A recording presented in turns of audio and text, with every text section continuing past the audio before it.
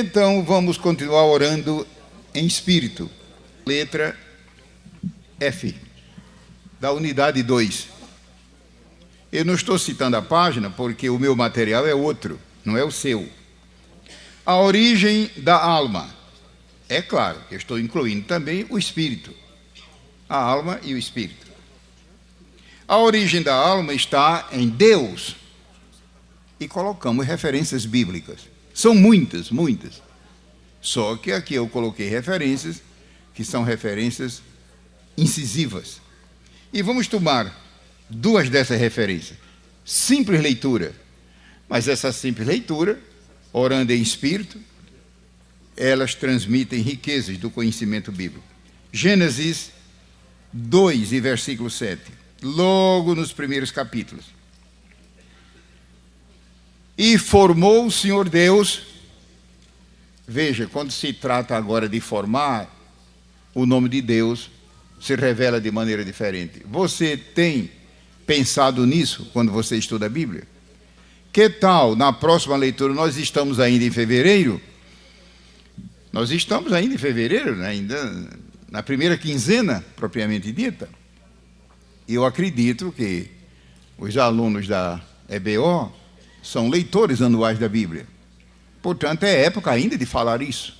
Se fosse junho ou julho, fevereiro é o início do ano. Eu sugiro que na leitura anual deste ano, uma das sugestões, cada vez que se lê a Bíblia, geralmente nós temos propósitos definidos. Eu faço isso. Cada leitura anual, eu oro antes do ano terminar, estabelecendo metas para a leitura. Então, me muno de material para anotar. E quando chega no fim do ano, é uma maravilha de notas e notas e notas. Uma sugestão que eu faço é, na leitura desse ano, veja os nomes de Deus. Deus se revela na Bíblia com uma multiplicidade de nomes. E muita gente pensa que isso é apenas poesia e etc. O acaso. Mas Deus tem um propósito nisso. Cada nome desse revela uma riqueza de conhecimento. Veja, aqui no 2 e versículo 7 diz: e formou o Senhor Deus. Por que não diz Deus? E por que não diz só Senhor? E o mais interessante é se você pegar o original, e não custa nada adquirir o dicionário de Vine. Ontem eu olhei na livraria, que ainda tem à venda, ou outra fonte segura, bíblica. Mas aqui é uma riqueza que eu não vou me deter. O Senhor Deus, quando Deus criou o universo, é Deus. Mas agora é Senhor Deus. Soprou em seus narizes, versículo 7, o fôlego da vida. Porque se fosse traduzir o original ao pé da letra, não condiz com a estrutura sintática da língua portuguesa. É uma dificuldade. Cada língua tem sua estrutura sintática. Não estou dizendo morfológica. Morfologia não é problema. São as palavras isoladas. O problema é quando a palavra entra na fluência do sentido, no original. Isso aqui é plural. Fôlego das vidas. Mas em português não dá para traduzir, porque um crente fraco vai terminar pecando. Então, os tradutores utilizam o bom senso. O original diz ao pé da letra, fôlego das vidas. Mas é uma riqueza, porque certamente é Deus falando a vida do corpo, a vida da alma, a vida do espírito. Mas essa informação pode ser útil no seu estudo pessoal. Fôlego da vida. E o homem foi feito alma vivente. Então não é melhor ficar com a Bíblia do que com os filósofos ateus? A outra referência que eu queria ler, os irmãos notaram que eu coloquei um grupo. Essa de Isaías 57. Vamos lá. Isaías 57, 16. As referências estão limitadas dentro do contexto do tempo e do espaço também do papel. 57, versículo 16. Os irmãos vão notar que nós vamos considerar mais o final do versículo. Mas vamos ler o versículo todo. Porque para sempre não contenderei, nem continuamente me indignarei, porque o espírito perante a minha face se enfraqueceria, e as almas que eu fiz. Espírito e alma, distintos. Mas o que eu quero chamar a atenção é para a alma, porque o que está na apostila é falar sobre a alma. As almas que eu fiz. Então é Deus o autor não só do corpo, mas da alma. Voltando ao livro, o Manual da Escola. A origem da alma, individualmente, ou seja, no indivíduo, em você e em mim, e nos milhões e bilhões de habitantes, isto é, se ela é pré-existente ou não, bem como o momento em que ela passa a habitar o corpo humano incipiente. Cuidado, eu estou dizendo incipiente com C. Se eu colocar incipiente com o S, é outra coisa. Eu acho que você sabe o que é incipiente com o S, com S. Ou há necessidade de explicar isso? Eu não vou aqui chover no molhado explicar uma coisa que os irmãos não sabem. Senão vai ficar dando a impressão que eu estou achando que os irmãos não conhecem as coisas. E Deus me guarde de ter esse espírito. A minha impressão é que os irmãos aqui são sábios. Como disse Moisés uma certa vez, este povo é só gente sábia e entendida. Então, há necessidade de mostrar essa diferença? É claro que ficaria melhor se eu usasse vídeo. Eu não vou usar, que não há tempo para isso. Se eu disser incipiente com C, como está aqui na apostila, significa algo que está começando agora. Por exemplo, uma florzinha, quando ela abre. Um filhotezinho, digamos, de um arrão, uma coisinha pequena. Algo que está iniciando agora. Uma plantinha, quando está abrindo as primeiras, suas primeiras partes. Agora, com o S, incipiente é a palavra ignorante. Se você não quiser ofender a pessoa, você é um incipiente. Ele nem sabe o que você está chamando de burro. Se é que quer que eu use o termo comum. Incipiente. Incipiente. Com um S. Veja a língua portuguesa como é traiçoeira. Quer dizer, é um homófono, só que não é homógrafo. Então, cuidado com a língua portuguesa, com certas palavras. Incipiente com C é algo que está simplesmente iniciando. Por exemplo, quando a pessoa acende uma vela, vela mesmo, e logo no início é só aquele pouquinho de luz, e depois expande. Agora, com um S, é dizer que a pessoa é ignorante. Não é ignorante no sentido de bruto, é ignorante no sentido de não sabedor. Não sabedor. Então, até são assuntos que não estão revelados na palavra de Deus. Para que ficar perdendo tempo com isso? Não, irmão, eu perdi o sossego, perdi o sono. Controle-se, pare com isso. Mas eu já li autor fulano, deixa o livro para depois, lá no final da última estação, e pega a Bíblia. A Bíblia não revela. É como eu disse aqui, certamente isso faz parte das coisas que eu disse, estão reservadas para mim. E quando você chegar no céu, certamente você pode fazer perguntas a Deus, etc., e obter a resposta. Mas para que ficar perdendo tempo com isso? Não está revelado na Bíblia.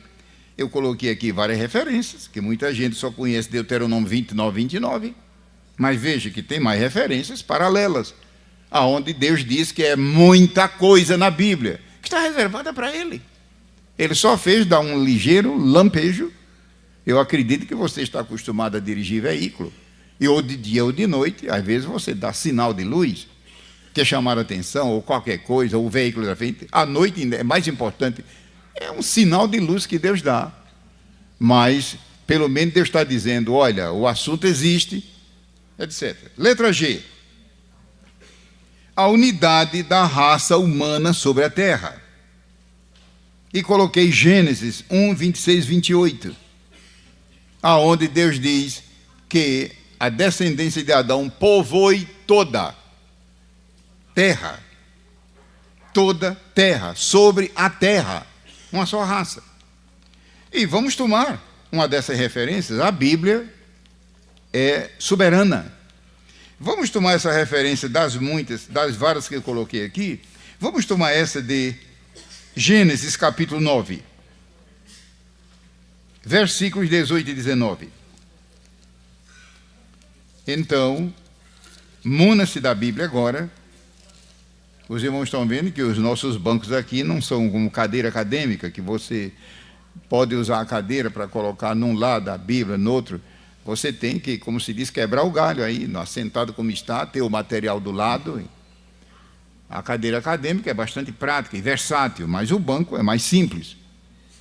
Mas esteja sempre com a Bíblia à mão, porque o contato com a palavra de Deus também é uma bênção.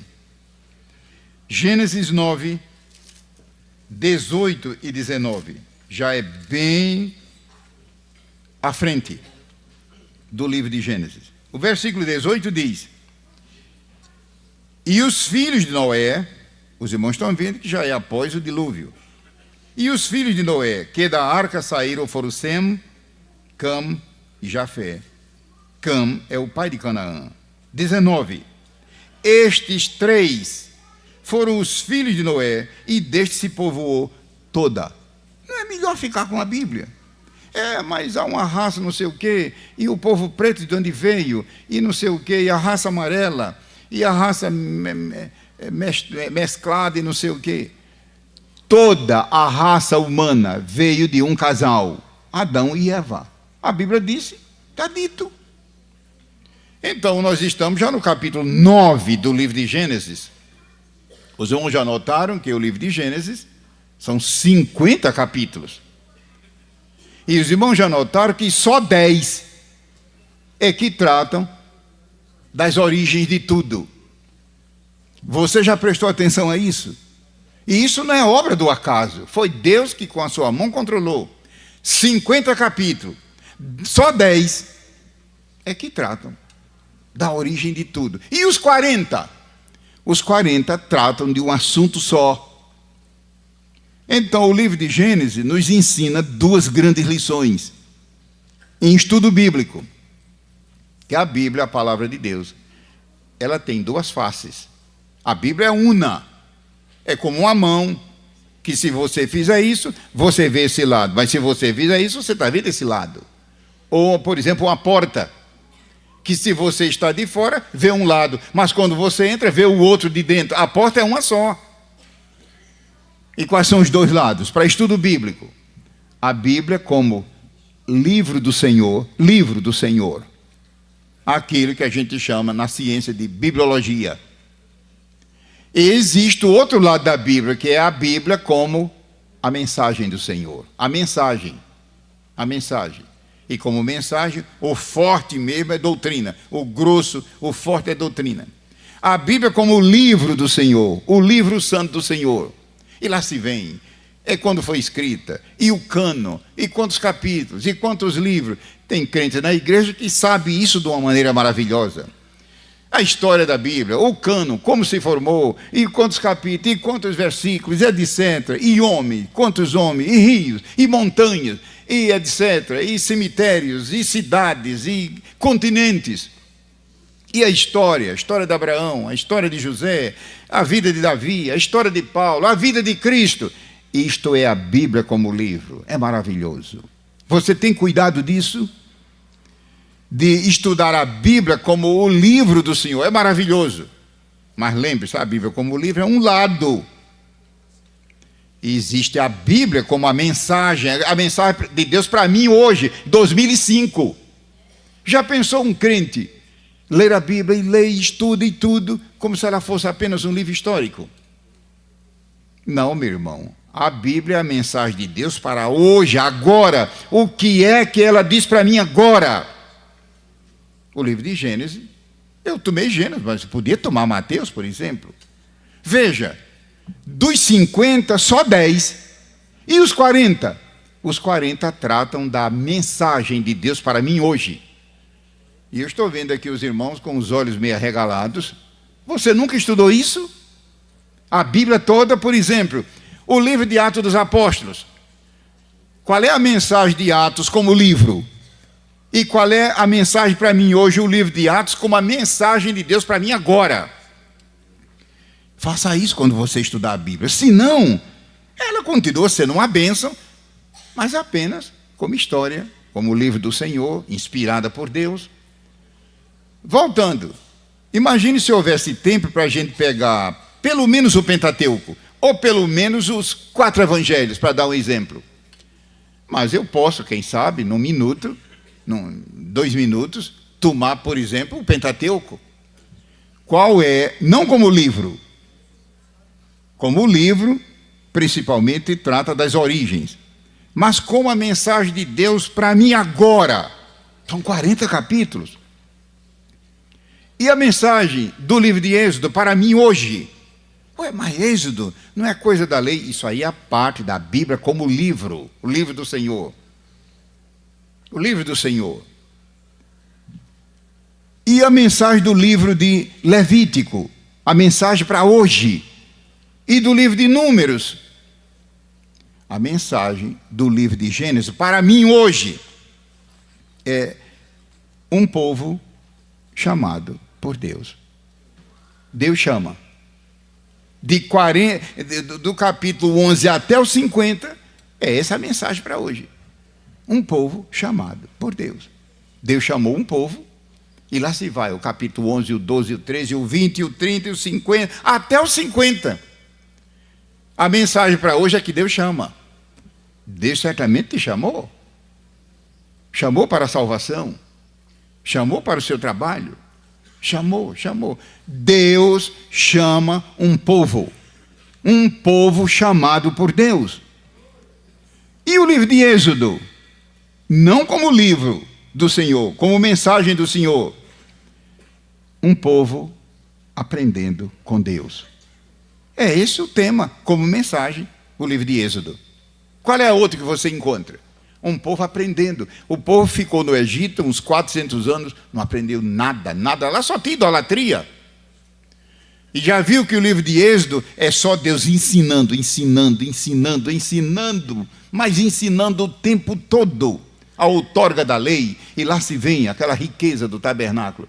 Então, qual a mensagem do livro de Êxodo para a igreja, para mim, Antônio Gilberto, agora? Um povo aprendendo com Deus. Eu pergunto, basta o crente ser chamado? Ele tem que aprender.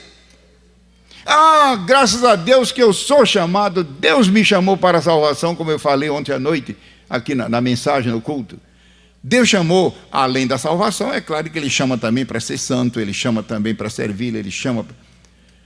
Basta o crente ser chamado, imagine a gente ter convicção que fomos chamados. A igreja, inclusive, o nome igreja significa isso. É preciso aprender. É a mensagem de Êxodo. Um povo aprendendo com Deus. E o livro de Levítico? Não a parte como livro. Eu estou, devido ao tempo, pegando só. Qual a mensagem do livro de Levítico para mim agora, nesse instante, 2005? Um povo andando com Deus. Então, basta ser chamado? Não. Basta aprender. É muita gente da igreja, irmão, que sabe, mas não quer andar em comunhão com Deus. Anda bem distante. E é perigoso andar distante. Lembra do apóstolo Pedro, que tentou fazer isso e caiu? A Bíblia diz que Pedro seguia Jesus de longe. Está escrito lá. Ficou amuado. Os irmãos se lembram que ele queria ir às forras, ele queria tomar vingança, chegou até a pegar a espada, e etc. Imagina se Jesus dissesse, Pedro pode tocar a espada. Meu Deus, ele tinha feito uma carnificina. Está certo, em defesa do mestre. Só que não era esse o plano de Deus. E diz que ele ficou retraído e seguiu a Jesus de longe. O resultado foi fracasso. Basta ser chamado por Deus? Não, é preciso aprender. E basta aprender, é preciso andar em comunhão com Ele. Lembre-se, andar que eu digo em comunhão é a mensagem de Levítico. Leia o livro de Levítico para ver. Não como livro apenas, como mensagem para hoje. Se você, meu irmão, é pregador do Evangelho, aproveita a dica e prepara 5 sermões sobre o Pentateuco. E não fique dizendo, a Bíblia tem muito recurso, mas eu passo a noite toda, não consigo nenhum. É só procurar com oração. Sugestão que estou fazendo. Aqui deve ter muitos irmãos que são pregadores. Mas qual é o conteúdo de Levítico como mensagem? Deus falando para mim hoje. Um povo andando em comunhão com Deus. Pode ver que Levítico trata disso, o livro todo. Como mensagem, como livro. Eu sei que tem irmãos aqui, eu estou vendo os olhos curiosos. O tempo não. Como livro é o quê? O sacerdócio levítico. O sacerdócio levítico. Está lá no livro de Levítico, o sacerdócio levítico, uma maravilha. É quando Arão foi colocado no ministério com seus filhos, Deus disse que só podia ser ele com a sua descendência. Tinham que ser coreítas. Bom, e o livro de Números? Agora eu pergunto aqui para o auditório, como curiosidade, qual é o conteúdo do livro de Gênesis como a mensagem de Deus para mim agora? Peguei vocês. Só um respondeu. Vocês estão prestando atenção? Desculpe eu usar a palavra vocês, que é para a gente chegar mais perto. Se a gente usa o termo irmão e irmã, o livro de Gênesis como a mensagem de Deus para mim hoje. Um povo... Mesmo assim, tem irmãos que não conseguiram dizer. Ou você está com preguiça, ou você perdeu a língua, e me dá vontade de dizer, bota sua língua para fora para eu ver. Já pensou quanta língua ia aparecer aqui? Qual é a mensagem de Deus para mim hoje? O livro de Gênesis considerado não como o livro do Senhor, como mensagem. Um povo...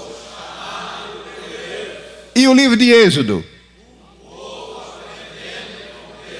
Desculpe, eu acho que os irmãos estão pensando no almoço, não é possível. Porque se fosse eu vibraria, porque é a palavra de Deus. Então eu vibraria. Se fosse, como é que se chama o principal jornal de Curitiba? Qual é? Se fosse coisa da Gazeta do Povo, eu não fazia questão. Mas o livro do Senhor, vibre. Não tenha pena que o teto não vai cair, não. Foi o pastor Pimentel que supervisionou essa construção com os engenheiros. O livro de Êxodo como mensagem para agora, qual é? Um povo aprendendo. E o livro de Levítico? Vamos para o livro de Números. O livro de Números como mensagem para hoje, agora, aplicar a Bíblia aplicada hoje. Não é como o livro do Senhor em si, histórico. Veja que tristeza, um povo andando sem Deus. Leia o livro de Números para ver. É só fracasso, coitado. É só dores. É só praga. É só sofrimento. E Deus dizendo, não vou. Um povo andando. Você quer essa brincadeira horrível? Já pensou andar sem Deus?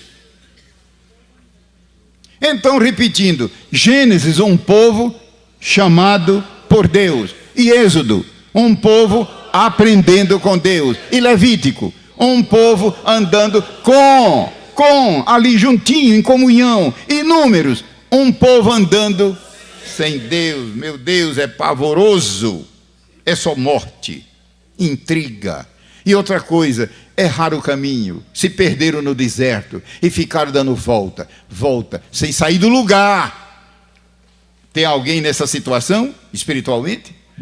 Dando voltas, para depois chegar no mesmo local, sem nada. É o livro de Números.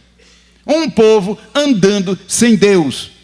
E na igreja acontece esse tipo de coisa.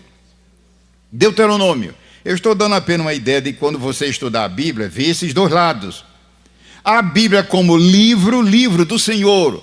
Rios, povos, nações, cidades, sepulturas, homem, mulher, criança, nora, pai, tio, genro. A Bíblia tem de tudo, graças a Deus. Montanhas, rios, praias, mares. Mas a Bíblia tem que ser vista como uma mensagem de... Mas, irmão, e um livro como, por exemplo, Naum? Tem também. Bom, Deuteronômio. Um povo alertado por Deus. Qual é a mensagem de Deuteronômio? Não é essa? Um povo, Deus, tome cuidado, cuidado. Ou seja, um povo alertado, admoestado. Todo o livro de Deuteronômio trata disso. Abra o olho. Tome cuidado. Ah, mas eu já tenho 50 anos de crente, eu sou pastor há 60 anos, não tem problema. Deus continua dizendo, tome cuidado. Tome cuidado. É Deuteronômio. Um povo alertado por Deus. Vamos ver se a mensagem caiu bem na mente. Alguém sabe dizer qual é o livro de Gênesis como mensagem? Qual é a mensagem para agora? Um povo chamado por Deus. E Êxodo? Um povo aprendendo. E Levítico? Um povo andando com. Que maravilha, irmãos. Andando com, em comunhão. É tudo avivado. Veja no livro de Levítico. Avivamento, avivamento, avivamento. É uma bênção. E outra coisa, e a glória de Deus no meio do povo. A glória, a glória. Havia glória permanente no tabernáculo. A glória chamada Shekinah. Por falar em Shekinah, lembre-se que essa palavra não é da Bíblia. Há irmãos que não sabem, e às vezes pregam, mas não conseguem encontrar referência, porque não existe. É uma palavra sagrada, mas é uma palavra utilizada pelos rabinos, isso antes do Novo Testamento. É uma palavra bonita, Shekinah. A glória divina sobre o propiciatório, meu Deus, aquela maravilha, aquela coluna de luz sobrenatural. É Levítico, um povo com Deus no meio deles, um povo andando com Deus. É isso que Deus quer para todos nós e para a sua igreja. E Deuteronômio, qual é a mensagem? Um povo alertado. Ou seja, um povo admoestado, exortado. Um povo alertado. Deus alerta. Porque Deus sabe que o ser humano é fraco. E Deus precisa que o seu povo se mantenha atento. Eu poderia tomar agora os 4 evangelhos, mas cadê o tempo? Qual é a mensagem do livro de Mateus como livro? E como mensagem para mim agora? E Marcos, e Lucas, e João? A Bíblia se tornará muito mais cativante para você, estudando com esse ponto de vista. Voltemos à matéria. A imagem de Deus, a letra H. A imagem de Deus no ser humano. Meus irmãos, em resumo, não se esqueça, essa imagem é tríplice. Deus é triuno. Não é correto dizer que Deus é tríplice. Isso é figura do lado humano. Deus é triuno.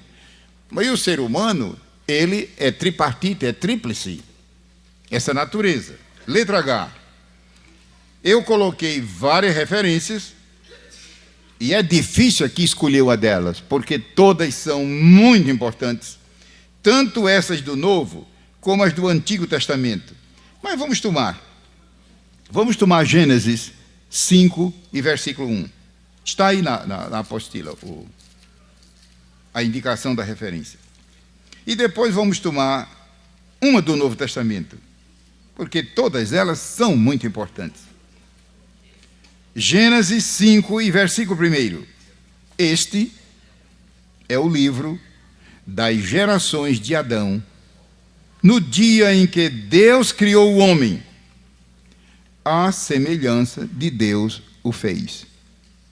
Agora não esqueçamos que esta semelhança, que esta imagem, por efeito do pecado, está deformada, como eu disse ontem, desfigurada, a menos que Cristo entre em nossa vida e começa o caminho do retorno.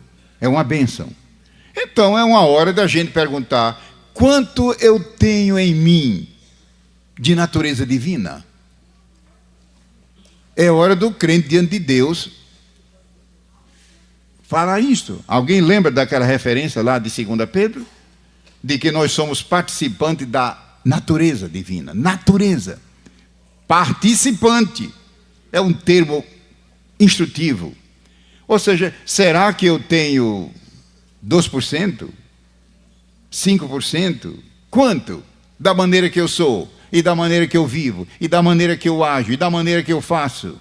Não custa nada. O crente diante de Deus fazer o que ele puder, sabendo que é Deus, que o seu exame é que é perfeito. Então diz aqui, a semelhança de Deus o fez. Vamos ler uma do Novo Testamento, esta de Efésios 4. Os irmãos estão vendo que nós não estamos explanando, o pedido da escola não é esse, para explanar versículos, o tempo não dá. Os irmãos estão vendo que são simplesmente ligeiros toques, ligeiros contatos, as referências bíblicas, mas eu creio que esse material da escola bíblica, é de utilidade agora e no futuro, nos seus estudos, no seu ministério, na escola dominical, no trabalho que você faz para Deus. Efésios 4. Se for possível, lemos uma referência do Antigo e outra do Novo Testamento. Eu aconselho você a evitar de usar a palavra Velho Testamento. Não é boa tradução, não. Aquilo que é velho, velho mesmo, a tendência é continuar envelhecendo. E o Antigo Testamento não envelhece. Ele é velho no sentido de antigo, ou seja, é antes do Novo. Se não for dada uma impressão, você diz Velho Testamento, então, certamente, ele foi abolido. Não, abolido não. As verdades eternas do Antigo Testamento são tão atuais como as do Novo. Agora, o que era de pacto, o que era de liturgia, o que era de ritual, o que era de figura, é claro que com a lei findou, mas as verdades são eternas. 4 e versículo 24 de Efésios. Glória a Deus, glória ao Senhor. Vamos tomar o versículo 23 também. Estão tão próximos. Por falar nisso, o versículo 23, na Bíblia corrigida, é difícil. Mas eu não vou entrar nessa área, mas estou trazendo à tona. Eu espero que você tenha a Bíblia corrigida. O versículo 23, a tradução está clara, no português antigo. No português da época de Almeida, em 1680. Mas veja como está o 23. E vos revistais, 23, desculpe. E vos renoveis no espírito do vosso sentido. Eu fui consultar a TLH, já que o irmão Eronides mencionou. Está mais difícil ainda. Veja, a TLH, que é a chamada tradução, está mais difícil à luz do original. Por que eu estou dizendo isso? Porque você, como estudante da Bíblia, como filho de Deus, ou como obreiro, enfim, precisamos nos aprofundar na área de hermenêutica sagrada, com temor de Deus, não como mero estudante, mas como dependente do Espírito Santo. De outra maneira, como ficará o esclarecimento? E vos renovei no espírito do vosso sentido. Sim, no português. Mas, irmão, isso aqui é um absurdo, não dá. Não dá agora em 2005, mas quando a Almeida traduziu, estava claro como a luz do meio-dia. Prossigamos com o manual. Essa imagem tem a ver com a natureza e o caráter santo e justo de Deus, como declarado nas Escrituras e manifesto nos seus atos e suas obras. E coloquei referências, mostrando que todos os atos de Deus são justos. Justo és, ó Senhor, em todos os teus caminhos. Essa imagem de Deus no homem, isso é um fato que eu já declarei aqui, tornou-se deformada. Não é uma lástima isso? Não dói no coração da gente? Desfigurada pelo efeito deletério, destruidor. Você lida com um computador e sabe o que quer dizer deletar. E você sabia que eles tiraram isso do latim. Deletar em latim significa apagar. E você sabe que em computação, quando deleta, liquida com tudo. Isso pode despertar seu interesse por estudo da língua latina. Porque deletar é a palavra melhor. Sim, mas se eu colocasse uma palavra inglesa moderna, não teria o mesmo peso de deletar. E em português continua a palavra deletar no dicionário. O efeito deletério do pecado. Ela começa a ser recomposta a partir da conversão. Então, na sua vida e na minha, e das nossas ovelhas, e dos nossos convertidos, essa imagem está sendo reconstituída. E veja, não é só a interna, em santidade, é a externa. Que eu espero na aula de amanhã, se Deus quiser, trazer o lado para o assunto prático. A igreja vem perdendo muito com isso, por causa de querer compartilhar, querer competir com o mundo. Sempre que a igreja compete com o mundo, ela perde a batalha. Sempre que a igreja compete com o mundo, em tudo, ela perde. Deixa o mundo fazer o que é dele. É como o mundo. Quando o mundo se mete a querer fazer coisa da igreja, ele perde.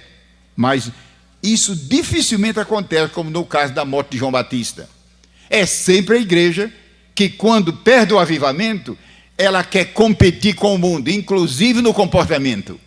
E perde a batalha, perde feio. E hoje nós temos igrejas por aí, igreja que eu digo, é claro, igrejas chamadas cristãs, que praticamente perderam a identidade. Perderam, estão igual um bólido perdido no infinito, sem saber onde é norte, sul, leste, nem oeste. Em que vai dar isso? Vai acontecer de quando chegarem à presença do Senhor, ele dizer: eu não vos conheço. Mas, Senhor, nós não profetizamos em teu nome? Veja, profetizar em nome. Senhor, não fizemos milagre em teu nome não expulsamos demônio. Não vos conheço, apartai-vos de mim. Então, só com a unção do Espírito Santo, para detectar esses problemas. Os irmãos se lembram que aquelas virgens que estavam sem azeite nas vasilhas, elas eram virgens. Eu estou levando o assunto para o lado espiritual. Eu não estou falando de virgem aqui no sentido físico. Eu estou pegando o ensino da parábola. Elas estavam vestidas com trajes nupciais, quer dizer, com trajes, digamos, entre aspas, de salvação. E outra coisa, elas estavam esperando o noivo. Só que quando elas bateram a porta, quem veio atender, aconteceu o que elas não esperavam. Quem veio atender foi o dono da festa, não foi a moça.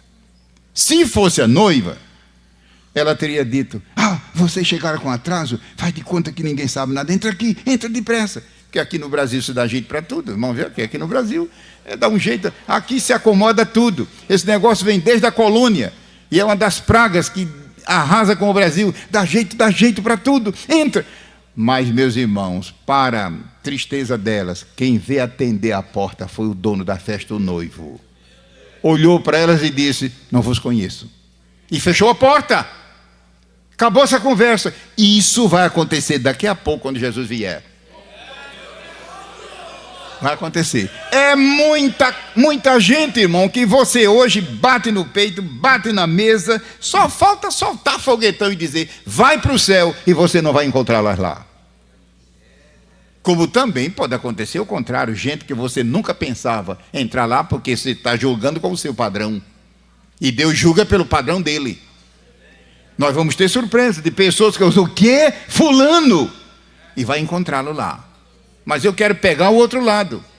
Veja, eram virgens, elas não eram imundas, estavam com trajes nupciais, estavam esperando o noivo, esperando. Mas devido àquele problema de não ter o Espírito Santo na sua vida, o irmão sabe que o azeite é símbolo do Santo Espírito. Então enchamos-nos do Espírito. A igreja se recorda lá de Efésios, aonde o Espírito Santo diz por meio de Paulo: não vos embriagueis com vinho, em que há contenda. É uma ordem de Deus. Só que é uma ordem no negativo. E muita gente não leva a sério. Lembre-se, as ordens de Deus podem estar no negativo ou no positivo. Quando está no negativo, é uma advertência. É prevenindo, precavendo. Não vos embriagueis com vinho em que há contenda. Eu não vou agora aqui num auditório como esse, que eu tenho como um auditório santo. Eu entendo que todos os que estão aqui são servos de Deus. Deus me guarde aqui de agora perguntar: escuta, alguém aqui anda bebendo cachaça, bebendo uísque? Eu não vou fazer isso. Eu entendo que ninguém aqui é beberrão. Eu nem vou perguntar. Eu entendo que todo mundo está obedecendo. Agora eu pergunto: e a segunda ordem? Estamos obedecendo? Mas enchei-vos do Espírito. A primeira ordem, eu confesso, quem sou eu para perguntar? Escuta, as irmãs que estão me ouvindo aqui se embriagam por aí com conhaque, uísque, cachaça. Eu vou perguntar uma coisa dela? Seria uma ofensa. Por quê? Se bem, irmão, que tem crente que bebe. Tem crente que bebe. Tem crente que é adepto da congregação cristã do barril, como eu costumo dizer. Eles dizem do Brasil, mas eu brincando eu digo do barril, porque Alguém aqui já foi de lá e sabe que bebem. Eu estive há tempos atrás num país, que não vou dizer onde foi. Deve ter alguém de lá, e depois pode me esperar ali no pé da escada para acertar contas. Eu quero evitar isso.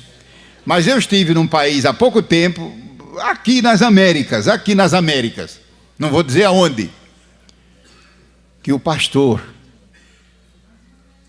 antes de terminar o jantar, um jantar num restaurante, o pastor me convidou para sair um pouco antes.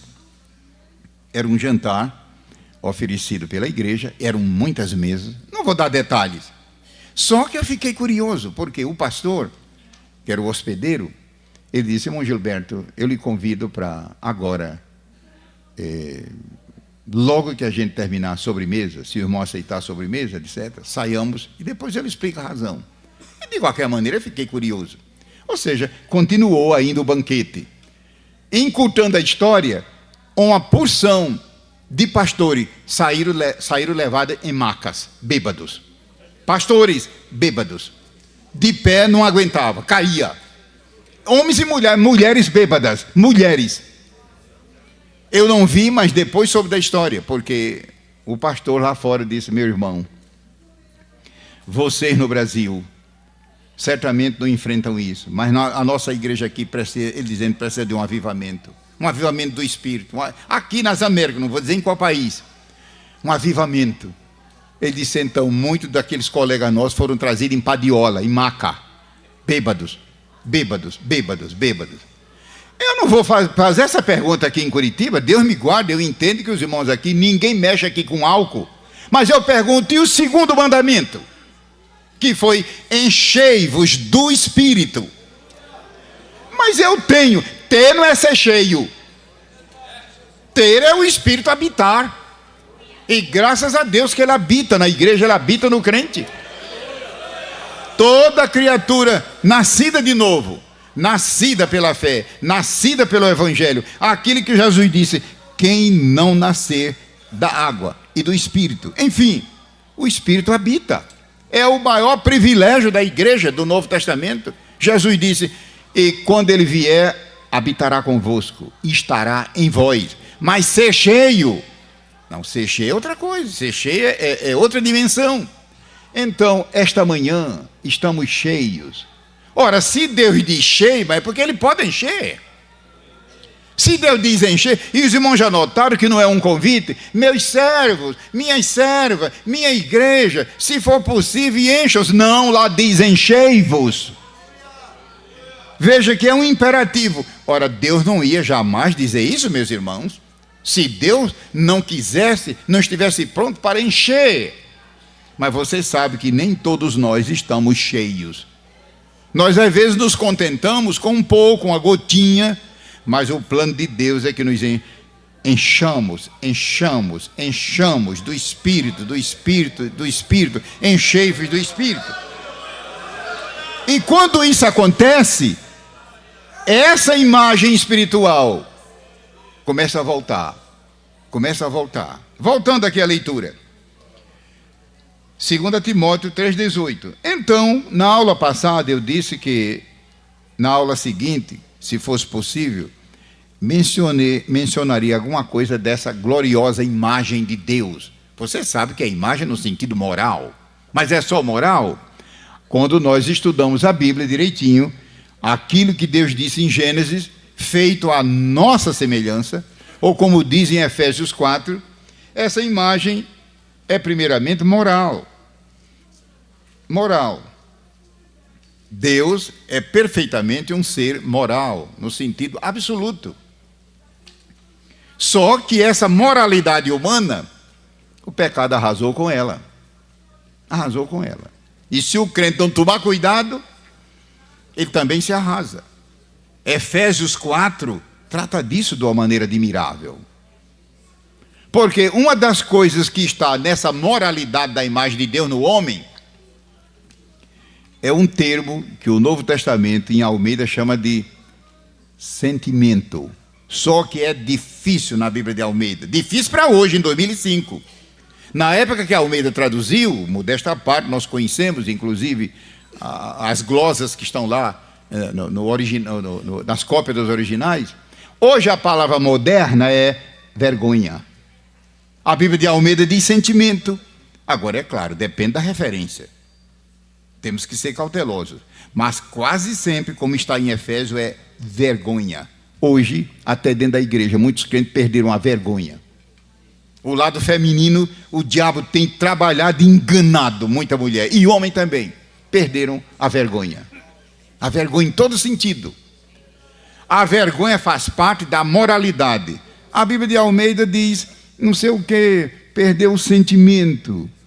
Mas na linguagem moderna, a palavra é vergonha, pudor, recato.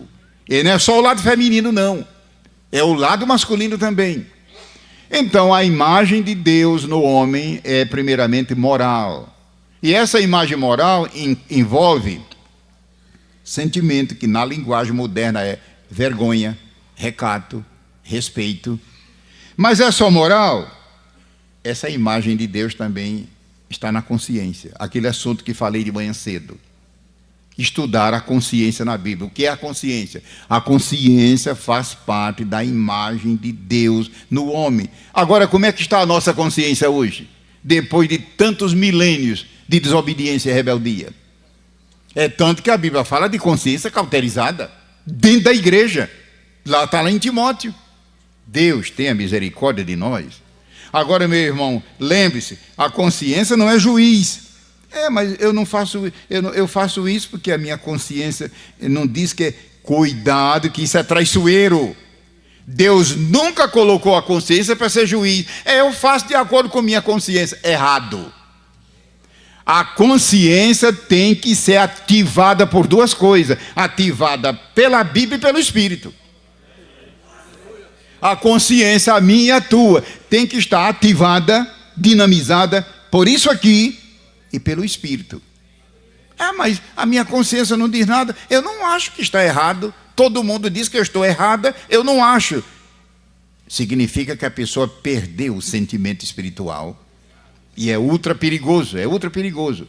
A Bíblia fala disso. Então a imagem está também na consciência. Mas lembre-se, a consciência ativada, dinamizada pelo Espírito Santo. Em terceiro lugar, essa imagem que causa tanta celeuma. Meu Deus, eu já vi quase que sair chispa de fogo. Quase que briga. Meu irmão, sabe que na igreja tem crente que às vezes desafia o outro para brigar? E diz, olha, meu coração é salvo, mas isto aqui é a ponta, o músculo. É carnalidade pura, meu Deus, é terrível isso aí. Em terceiro lugar, essa imagem está também no conhecimento. Conhecimento. Eu não estou falando em sabedoria, em conhecimento. Como? O conhecimento tríplice que você e eu temos. Ou muito, ou pouco, não sei. Veja que em tudo está o selo de 3. Tudo no ser humano, sistema nervoso são 3. Equilíbrio. E muita gente agora vai ficar curiosa. Se bem que é uma área da psicologia muito rica. O pastor Antônio Siqueira, que também é doutor nessa área de psicologia, ele conhece a fundo, que ele especializou-se também nessa área. Irmão Siqueira, que esteve esses dias aqui.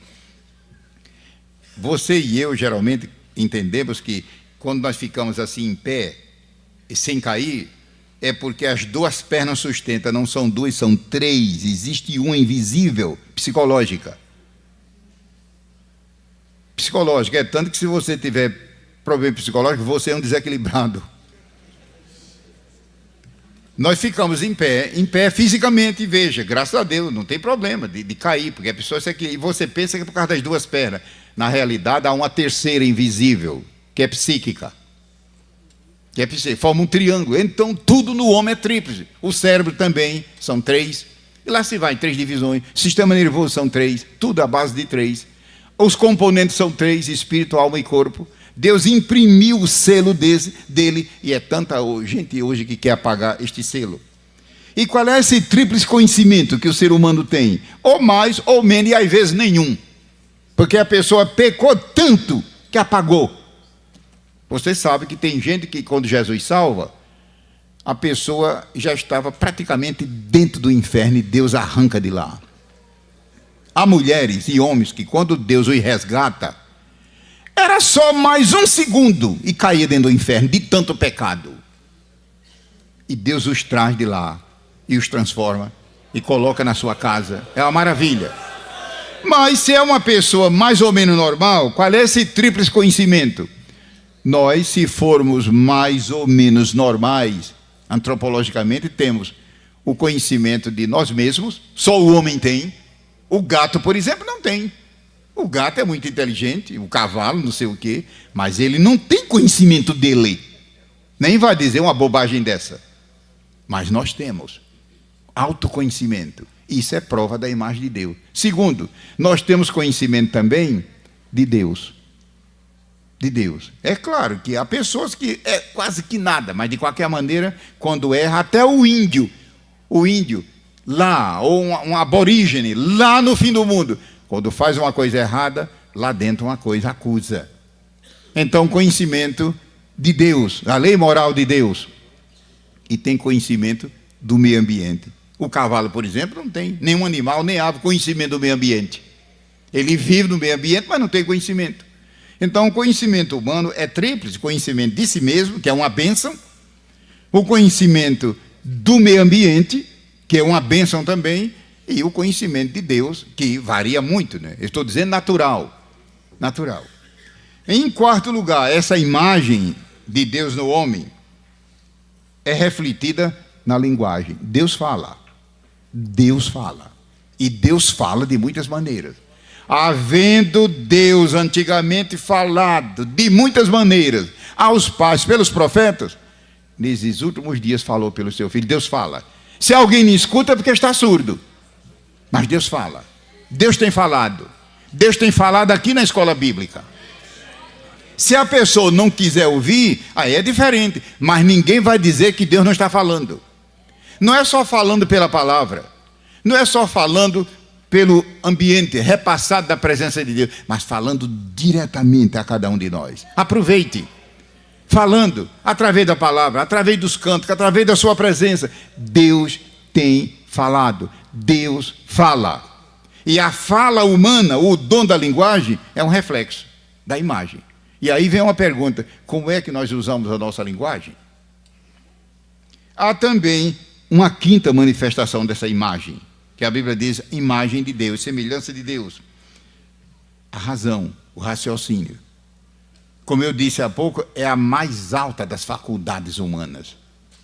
Pode ver que é a mais alta das potencialidades, sua e minha, é esta bênção chamada razão, raciocínio, que só o ser humano tem. Agora imagine Adão antes de pecar, que sumidade não era. Mas não vamos ficar com inveja, porque Jesus vem aí e nós seremos então trazidos à imagem de Cristo, como a Bíblia prediz. E em sexto lugar, veja, ninguém consegue 7.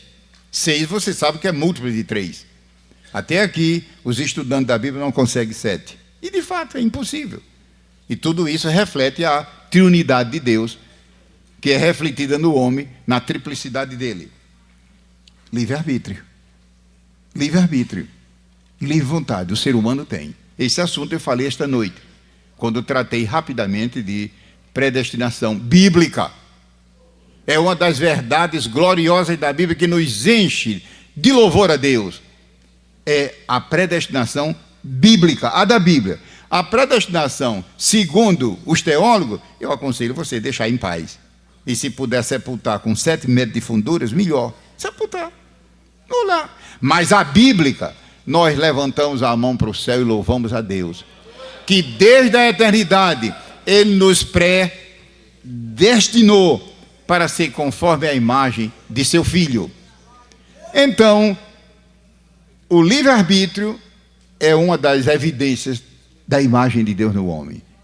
Agora, é claro que esse livre-arbítrio está totalmente prejudicado em bilhões de pessoas devido ao efeito do pecado. Na casa de Deus é diferente. Como é que você, minha irmã, você, meu irmão, está usando o seu livre-arbítrio? Eu faço o que eu quero. Isso vai dar em pecado, sério. Pedimos licença a Deus. Pedimos licença a Deus. Eu vou aonde eu quero. Meu Deus, isso é derrota. Eu me visto como eu quero. Quem manda na minha vida sou eu. Isso significa caminhar para o fracasso. Como é que nós estamos usando o livre-arbítrio? O mundo, nós não temos nada com o mundo. O mundo vive em treva. Quem anda em treva não sabe. Mas o povo de Deus, que Deus nos avive cada dia, não avivado para cair no fanatismo. Eu sei que tem gente aqui que na hora que eu estou falando aí, está mais ou menos se tremendo e dizendo, puxa vida, eu sou vítima do fanatismo e já saí de lá para cá, porque é lamentável, meu irmão, que você tenha tido essa experiência amarga. De fato, fanatismo é um perigo e termina em desastre. Na Bíblia o que nós encontramos é Deus dizendo, seja tudo feito, tudo, com decência e ordem.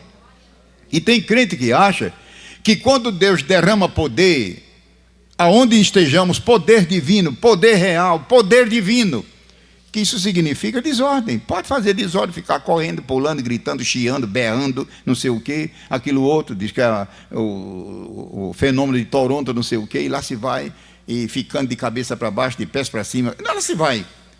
Aonde está isso na Bíblia? Deus derrama poder e a ordem continua.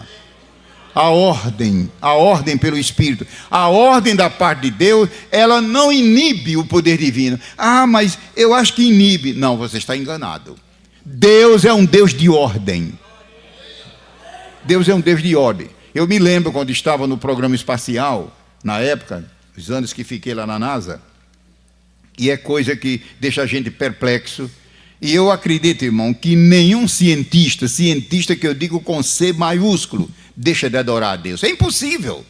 Porque é só mexer daqui para cima e tudo a pessoa tem que se curvar diante de Deus. Porque como é que o universo funciona sem Deus? Impossível. Ou seja, as leis que regulam o céu são perfeitíssimas. Pode ver que até hoje nenhum astro entrou em choque um com o outro. E eles giram com uma rapidez incrível. E tem órbita girando em sentido contrário. Até hoje não houve um choque. São precisas as leis, perfeitas. E na igreja, que é o reino de Deus, a lei, a ordem, se vem de Deus, manter o equilíbrio. Então pode haver poder divino para salvar, para curar, para batizar, para dar visões e revelações do Espírito, e prevalecer ordem. Agora é perigoso quando o homem, por si mesmo, começa a impor ordem. Aí é diferente, aí entristece a Deus. Mas quando Deus entra em ação, reina a ordem. O espaço é imenso, o espaço é infinito. A Lua, onde o programa espacial do meu tempo foi, fica bem ali. São 410 mil quilômetros, é bem ali, 410 mil, não é nada. Mas é infinito. E reina a ordem em tudo. E dentro do nosso corpo. Já pensou? Se não houvesse ordem, meu Deus, do jeito que o ser humano é intrincado, a ordem. Voltando para concluir o assunto. Então essa imagem está na moralidade, na consciência, no conhecimento tríplice, na linguagem que eu digo articulada, porque o papagaio também fala, mas não tem nada. Eu estou falando linguagem articulada, que além de ser automática, é pensada. A palavra, não é gramaticalmente. A gramática falada, a palavra que eu digo, no sentido antropológico, é a expressão do pensamento. Como é que você pode falar sem pensar? Se você de repente disser, vou pegar um ônibus hoje à tarde para tal lugar. É impossível você dizer isso sem pensar. A palavra é a expressão do pensamento. Então é esse tipo de palavra que eu estou dizendo. Essa imagem também é manifesta na razão e também no livre-arbítrio. É muitas vezes na Bíblia que Deus pergunta, queres? Lembra do paralítico? Quando Jesus disse, queres ficar são? E por que Jesus não impôs? Queres ficar são? Se ele dissesse não, até hoje estava lá, se ele tivesse vida. Até hoje. Lembra do caso lá de Apocalipse, onde a Bíblia diz, O livro de Isaías também, se quiseres e ouvirdes, em Deuteronômio também. Então, Deus não violenta o livre-arbítrio humano. Como é que a predestinação diz que salva uma vez, a pessoa está salva para sempre? Minha gente, é melhor parar com isso. O livre-arbítrio, Deus nunca violou nem violenta, porque é parte da sua imagem. Agora, é claro que esse livre-arbítrio tem que estar submisso à vontade do Senhor. Concluindo, a letra I. A redenção do ser humano. Não é lindo isso? É muita gente aqui, quem sabe, que está me ouvindo, que no passado, ano de ser crente, quantas vezes não fez força para ser bom, para mudar, e não conseguia. Não conseguia. Eu não quero fazer isso, não conseguia. E agora obteve a vitória por nosso Senhor Jesus Cristo, porque foi redimido. É redimido. A redenção tem a ver com escravidão. E a pior escravidão é a espiritual. Aqui no Brasil, os irmãos sabem que em 1888, o Império assinou a Lei Áurea, libertando, e foi uma grande data, até hoje comemorada. Mas aquilo ali é libertação política. Hoje, 2005, só Deus sabe quantos milhões de brasileiros continuam escravos. Uma escravidão pior. Escravo da prostituição, do vício, do pecado. Meu Deus! Mas graças a Deus nós estamos libertos. Somos redimidos. Glória a Deus. Redimidos. Redimidos pelo sangue de Jesus. Essa notícia aqui. Mas é só redimidos? Veja que na própria apostila, ou mais adiante, nós falamos também de redenção e de remissão. E queria concluir e entregar o microfone lendo uma referência. Não é justo uma matéria como essa, que é Bíblia pura, e a gente falar tanto sem, de vez em quando, ler a Bíblia. Se bem que, num certo sentido, é a Bíblia explanada. Mas nada substitui o contato direto com a santa palavra de Deus. Tome a passagem que eu estou citando aqui, que é a redenção do ser humano da humanidade. E colocamos algumas referências e vamos tomar a passagem que eu li ontem à noite. É bom ela voltar aqui, Romanos capítulo 3.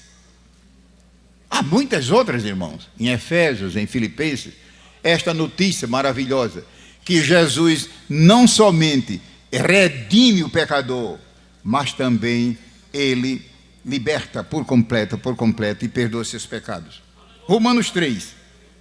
Sendo justificados gratuitamente pela sua graça, pela redenção que há em Cristo Jesus. Então que Deus, pelo seu Espírito, hoje, amanhã e depois, até Jesus voltar, Deus nos revele a profundidade desse termo aqui, redenção. A gente usa isso na poesia, os músicos usam, vamos perdoar, é natural. Mas redenção no sentido bíblico, meu Deus, é algo glorioso, que Deus nos revele. Redenção tem a ver com quem estava escravo. E outra coisa, sem qualquer esperança de libertação. Aonde? Como? E Jesus nos libertou do pecado, das trevas, da ignorância, do diabo, do inferno. E agora estamos na casa de Deus. Não acredito que você queira voltar. Não acredito, não é possível.